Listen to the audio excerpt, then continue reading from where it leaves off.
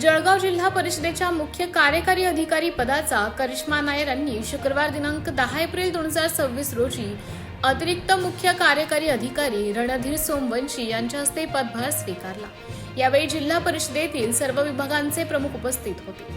माजी मुख्य कार्यकारी अधिकारी मिनल करनवाल यांची नानाजी देशमुख कृषी संजीवनी प्रकल्प मुंबई येथे प्रकल्प संचालक पदी बदली झाल्यानंतर त्यांच्या जागी करिश्मा नायर यांची नियुक्ती करण्यात आली आहे।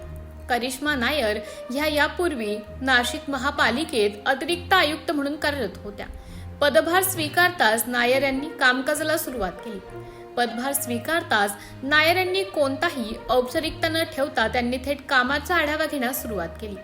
जिल्हा परिषदेच्या नवीन व जुन्या अशा दोन्ही इमारतीमध्ये प्रत्येक विभागात अचानक भेटी दिल्या आणि त्या विभागाच्या कामकाजाच्या संदर्भात सखोल आढावा घेतला। तसेच कामकाज अधिक परिणामकारक करण्यासाठी मार्गदर्शनपर सर्वांना सूचना केल्या। यावेळी सर्व विभागाचे अधिकारी उपस्थित होते।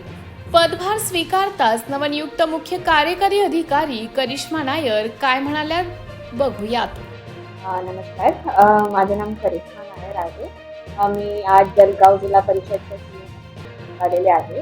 तर आज पहिलाच दिवस होते, तर आपले खूप डिपार्टमेंट आहे वेगवेगळ्या मुद्द्यावर। तर आज मी सगळ्या कार्यालयामध्ये जाऊन भेटलेले आहे की आपले काम करते, काय काय टेबलवर काय काय काम करते। त्याच्यानंतर दर डिपार्टमेंटचा एक डिटेल आढावा घेणार आहे की मागच्या वर्षी काय काय काम झालं, आता पुढच्या वर्षीसाठी काय प्लॅन आहे। त्याचा एक आठवड्याभरात सगळे डिपार्टमेंटची संपूर्ण माहिती देऊन पुढच्या जे काही आहे आणि आपली ग्रामीण विकासासाठी काय काय मी योगदान करू शकते।